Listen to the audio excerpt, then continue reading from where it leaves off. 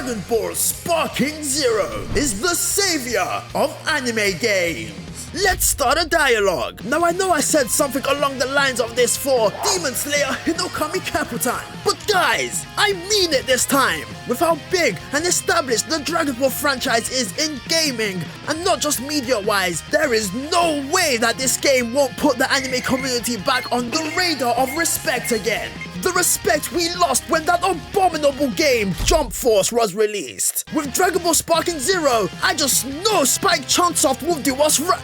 Spike Chunsoft? Oh, hell nah. Okay, I don't want to focus too much on that. We already know that Spike Chunsoft dropped the ball when it came to maximizing the potential of what could have been the greatest anime game of our generation. We all know that the games they've created in the past few years play a huge part into why the anime gaming community was looked at an even bigger joke than it ever was before, but it's okay.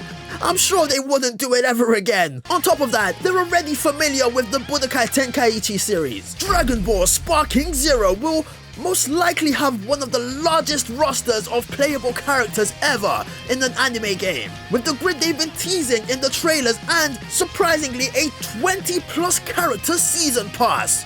Wow, it seems like they really want to stay true to their Budokai Tenkaichi roots with this move they're making here. And I love that. I love that for all of us. Although, there is a chance that these slots are just going to be the same character with different forms, which is cool, but I just hope that they all have different movesets to go around. Speaking of the Budokai Tenkaichi series, I am someone who did not grow up with watching Dragon Ball. I grew up off of playing Dragon Ball, with games like the series I just mentioned earlier and others like The Legacy of Goku, which was one of the worst games I have ever played in my childhood if my memory serves me correctly. I don't even think I finished that game. I really hope that they go all out with bringing back old features into this game, and I mean down to the T. I'm talking about them loading screen mini games. I need it. We need it. One of my biggest fears for this game was that from the first few trailers, the gameplay was looking a bit clunky, and considering these are the same developers as Jump Force,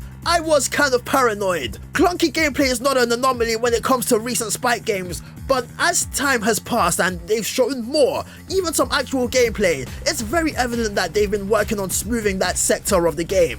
And I'm very happy with that because from what I've seen, it is much better. Graphically, I'm liking how the game is looking because they've managed to produce visuals that allow you to instantly identify the distinction between this and a fellow 3D counterpart like Dragon Ball Xenoverse. So you can't call this game a copy. You can't call it some bullshit shadow clone jutsu. I know people have their criticisms about how certain things look in this game, and it has looked weird in some cases, but if I'm being honest, the only thing I'd really be worried about is how much particles could potentially be on the screen. I'm seeing a lot of things flying everywhere, and that's definitely going to disrupt gameplay. This game is going to have beam battles, which fans have wanted for decades. Combination super attacks, possibly custom intros, and what-if scenarios which will allow you to construct your own stories and endings, which I think is an absolutely amazing idea. I have always wished for anime games to have these little OVAs that show what would happen if certain characters were to fight each other. So the fact that something like this is coming to a game and you can basically forge your own OVA is magnificent, splendid. All I can hope is that they execute it properly. It also seems like the devs are willing to entertain the Gogeta versus Vegito confrontations, which I think is kind of pointless because it should be pretty freaking obvious that Gogeta would wipe the floor with this Potara twink. Man, I'd take Giga Chad Gogeta over Vaginal Vegito any day. Going back to the gameplay, I do hope that there will be a way to adjust the camera settings because right now it feels a bit too close to the characters, and I simply can't imagine playing this game on a big ass TV without getting some sort of motion sickness. The HUD looks pretty sleek, although I have a feeling they're going to be changing a couple things. I mean, the character names don't even show up on it yet. Also, could somebody tell me if this game is going to be a 2-player only mode, or if you can have team battles with friends just like you can in Dragon Ball FighterZ? If you can have party battles in this game, then I am fully sold. This is one of the main things that I've always wanted in a Naruto Storm game and never got it, so if Dragon Ball Zero has this feature, then it's just going to be my favorite game of all time. You know, die-hard Dragon Ball fans have it so good. This franchise gets an infinite amount of content. They're like the privileged kids of the anime community. The worst part is that some of these guys have no issue of making fun of those who are in impoverished areas.